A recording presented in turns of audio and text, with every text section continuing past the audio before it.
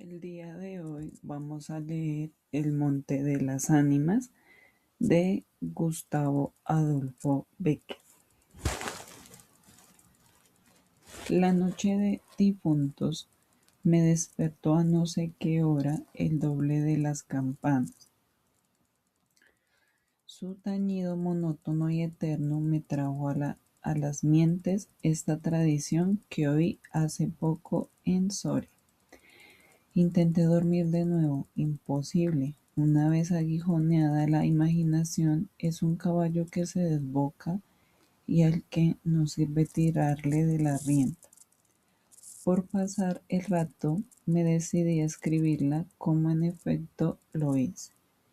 Ya la oí en el mismo lugar en que acaeció y la he escrito volviendo algunas veces la cabeza con miedo cuando sentía crujir los cristales de mi balcón, estremecidos por el aire frío de la noche. Sea de ello lo que quiera, ahí va, como el caballo de copas. Primera parte.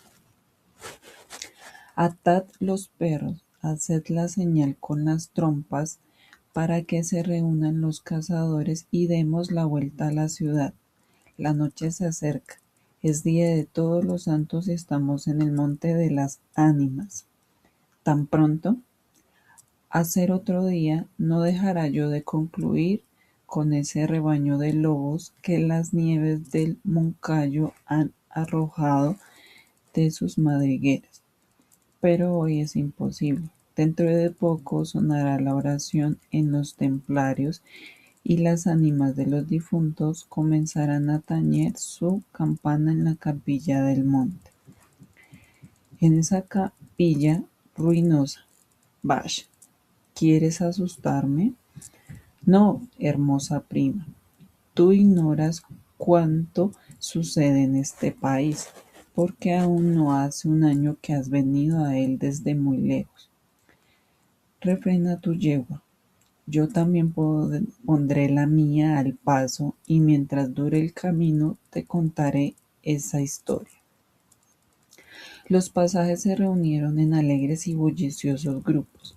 Los condes de Borges y de Alcabiel montaron en sus magníficos caballos y todos juntos siguieron a sus hijos, Beatriz y Alonso, que precedían la comitiva a bastante distancia. Mientras duraba el camino, Alonso narró en estos términos la prometida historia. Ese monte que hoy llaman de las Ánimas pertenecía a los templarios, cuyo convento ves allí, a la margen del río. Los templarios eran guerreros y religiosos a la vez. Conquistada Soria a los árabes, el rey los hizo venir de lejanas tierras para defender la ciudad por parte del puente, haciendo en ello notable agravio a sus nobles de Castilla, que así hubiera sólo sabido defenderla como sólo la conquistar. Entre los caballeros de la nueva y poderosa orden y los hidalgos de la ciudad fermentó por algunos años y estalló al fin un odio profundo. Los primeros tenían acotado ese monte, donde reservaban caza abundante para satisfacer sus necesidades y contribuir a sus placeres. Los segundos determinaron organizar una gran batida en el coto, a pesar de las severas prohibiciones de los clérigos con espuelas, como llamaban a sus enemigos. Cundió la voz del reto y nada fue parte a detener a los unos en su manía de cazar y a los otros en su empeño de estorbarlo. La proyectada expedición se llevó a cabo. No se acordaron de ella las fieras, antes las tendrían presente tantas madres como arrastraron sendos lutos por sus hijos. Aquello no fue una cacería, fue una batalla espantosa. El monte quedó sembrado de cadáveres. Los lobos, a quienes se quiso exterminar, tuvieron un sangriento festín. Por último, intervino la autoridad del rey. El monte, maldita ocasión de tantas desgracias, se declaró abandonado y la capilla de los religiosos, situada en el mismo monte y en cuyo atrio se enterraron juntos amigos y enemigos, comenzó a arruinarse. Desde entonces dicen que cuando llega la noche de difuntos se oye doblar sola la campana de la capilla y que las ánimas de los muertos, envueltas en jirones de sus sudarios, corren como en una cacería fantástica por entre las breñas y los zarzales. Los ciervos braman espantados, los lobos aúllan, las culebras dan horrorosos silbidos y al otro día se han visto impresas en la nieve las huellas de los descarnados pies de los esqueletos. Por eso en Soria le llamamos el Monte de las Ánimas y por eso he querido salir de él antes que cierre la noche. La relación de Alonso concluyó justamente cuando los jóvenes llegaban al extremo del puente que da paso a la ciudad por aquel lado. Allí esperaron al resto de la comitiva, la cual, después de incorporárseles los dos jinetes, se perdió por entre estrechas y oscuras calles de Soria. Segunda parte. Los servidores acababan de levantar los manteles.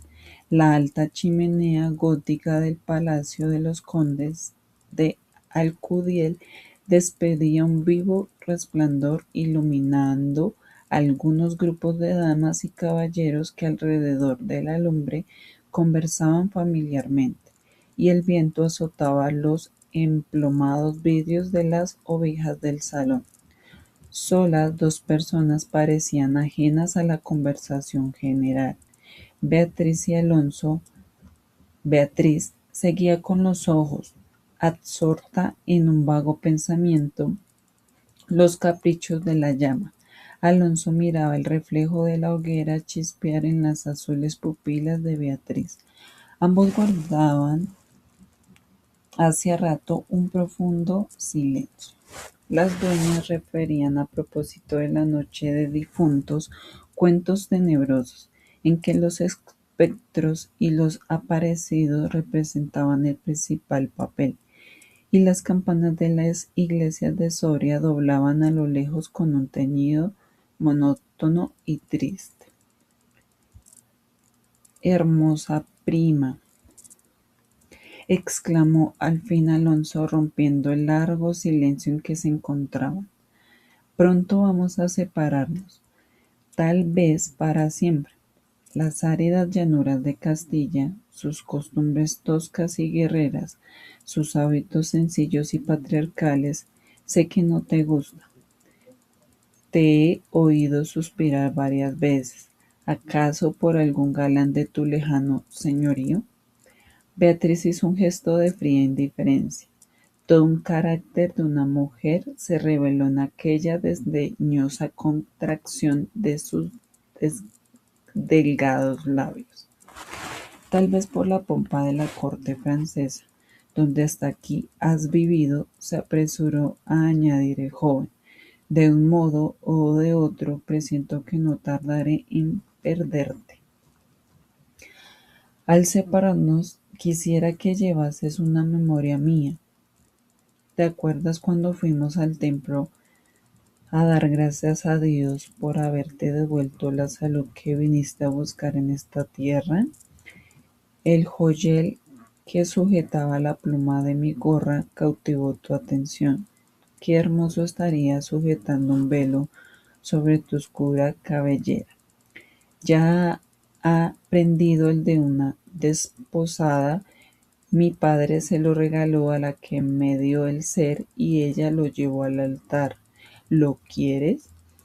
No sé, en el tuyo, contestó la hermosa. Pero en mi país una prenda recibida compromete una voluntad. Solo en un día de ceremonia debe aceptarse un presente de manos de un deudo, que aún puede ir a Roma sin volver con las manos vacías. El acento helado con que Beatriz pronunció estas palabras turbó un momento al joven, que después de serenarse dijo con tristeza: Lo sé, prima, pero hoy se celebran todos los santos, y el tuyo ante todos. Hoy es día de ceremonias y presentes. ¿Quieres aceptar el mío? Beatriz se mordió ligeramente los labios y extendió la mano para tomar la joya sin añadir una palabra. Los dos jóvenes volvieron a quedarse en silencio y volvíose a oír la cascada voz de las viejas que hablaban de brujas y de trasgos y el zumbido del aire que hacía crujir los vidrios de las ojivas y el triste y monótono doblar de las campanas. Al cabo de algunos minutos, el interrumpido diálogo tornó a anudarse de este modo, y antes de que concluya el día de todos los santos, en que así como el tuyo se celebra el mío, y puedas, sin atar tu voluntad, dejarme un recuerdo, ¿no lo harás? Dijo él clavando una mirada en la de su prima, que brilló como un relámpago iluminada por un pensamiento diabólico. ¿Por qué no? Exclamó ella, llevándose la mano al hombro derecho como para buscar alguna cosa entre las pliegues de su ancha manga de terciopelo bordado de oro. Después, con una infantil expresión de sentimiento, añadió: ¿Te acuerdas de la banda azul que llevé hoy en la cacería y que por no sé qué emblema de su color me dijiste que era la divisa de tu alma? Sí, pues se ha perdido y pensaba dejártela como un recuerdo. ¿Se ha perdido? ¿Y dónde? Preguntó Alonso, incorporándose de su asiento y con una indescriptible expresión de temor y esperanza. No sé, en el monte acaso. En el monte de las ánimas, murmuró, palideciendo y dejándose caer sobre el sitial. En el monte de las ánimas. Luego prosiguió con voz entrecortada y sorda: Tú lo sabes, porque lo habrás oído 1000 veces en la ciudad. En toda Castilla me llaman el rey de los cazadores. No habiendo aún podido probar mis fuerzas en los combates, como mis ascendentes, he llevado esta diversión, imagen de la guerra, todos los bríos de mi juventud, todo el ardor hereditario en mi raza. La alfombra que pisan tus pies son despojos de fieras que he muerto por mi mano. Yo conozco sus guaridas y sus costumbres y he combatido con ellas de día y de noche, a pie y a caballo, solo y en batida. Y nadie dirá que me ha visto huir del peligro en ninguna ocasión. Otra noche volaría por esa banda, y volaría gozoso como a una fiesta. Y sin embargo esta noche, ¿a qué ocultártelo? Tengo miedo, ¿oyes? Las campanas doblan, la oración ha sonado en San Juan del Duero, las ánimas del monte comenzarán ahora a levantar sus amarillentos cráneos de entre las malezas que cubren sus fosas. Las ánimas cuya sola vista puede helar de oro la sangre del más valiente, tornar sus cabellos blancos o arrebatarle en el torbellino de su fantástica carrera como una hoja que arrastra el viento sin que sepa a dónde.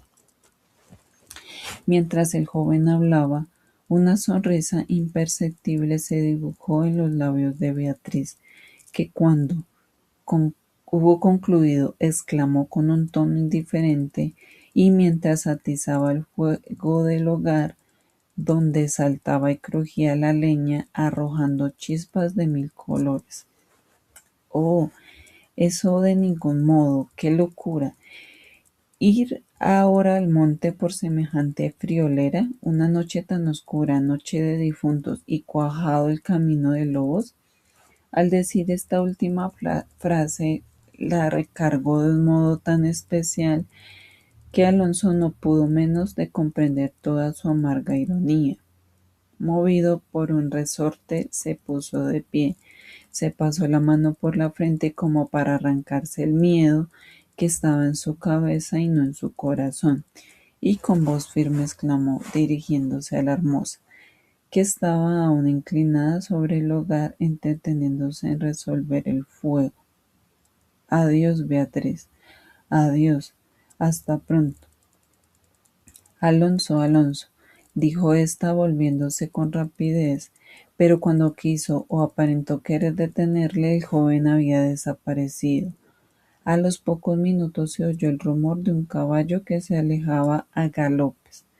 La hermosa, con una radiante expresión de orgullo satisfecho que coloreó sus mejillas, prestó atento oído a aquel rumor que se debilitaba, que se perdía, que se desvaneció por último. Las viejas, en tanto, continuaban en sus cuentos de ánimas aparecidas. El aire zumbaba en los vidrios del balcón y las campanas de la ciudad doblaban a lo lejos.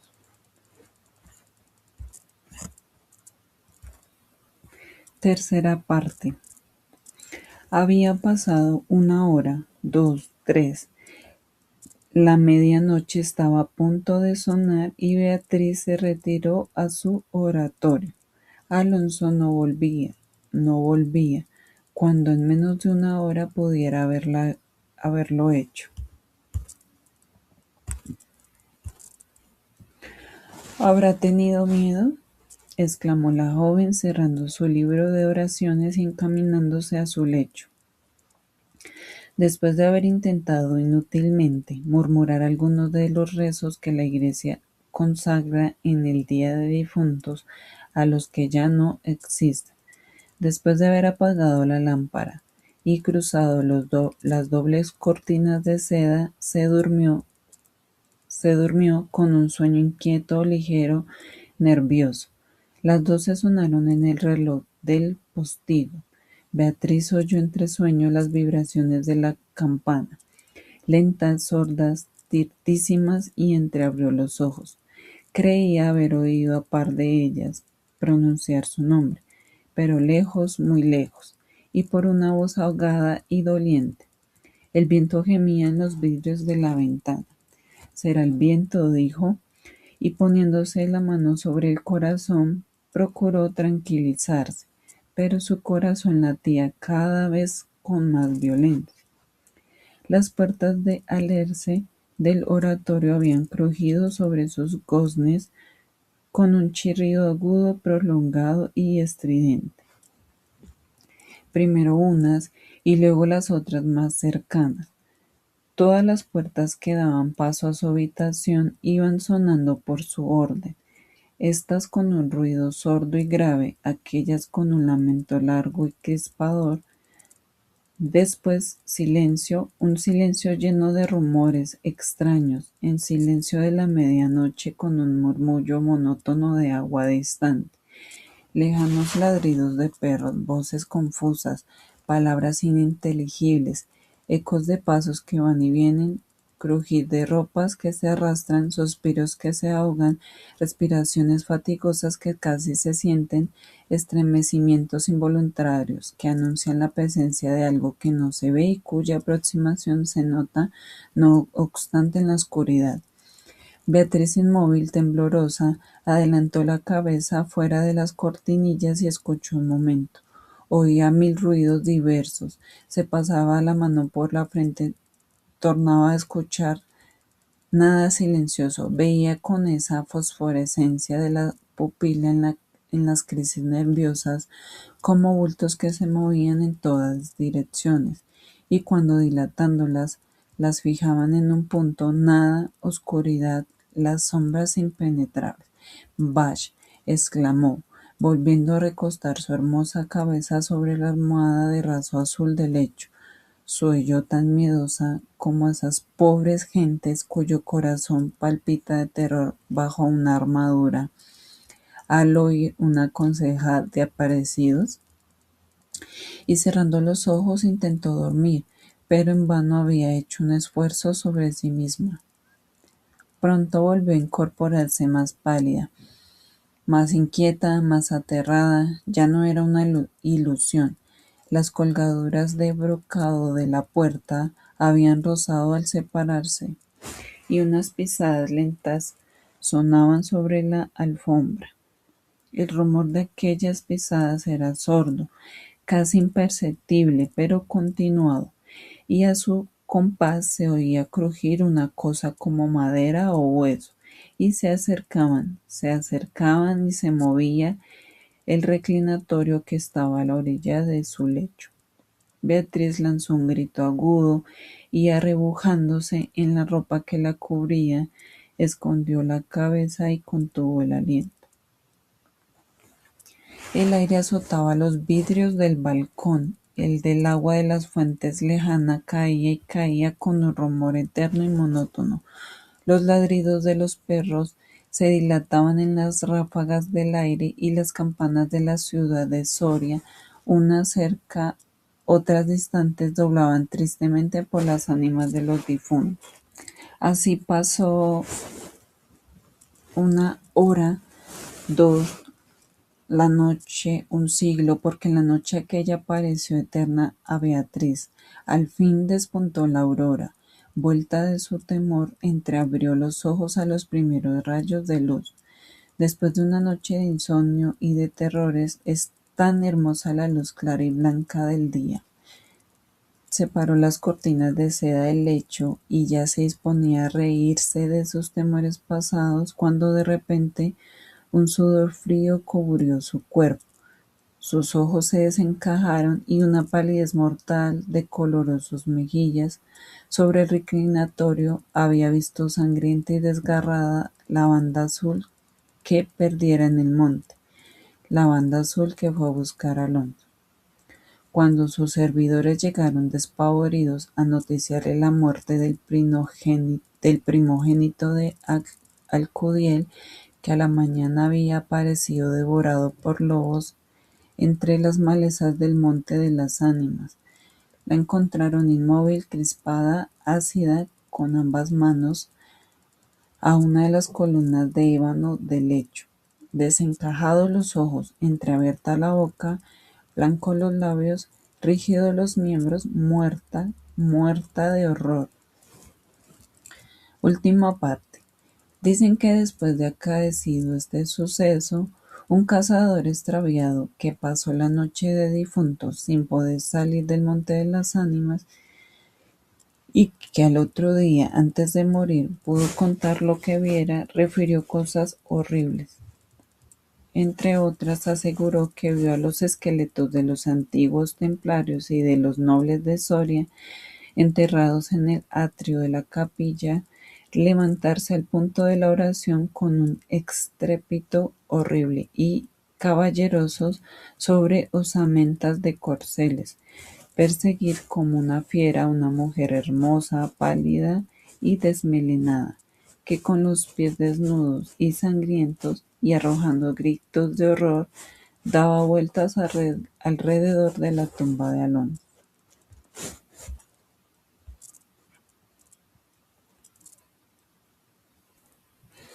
Bueno, muchas gracias por llegar hasta esta parte del audiolibro.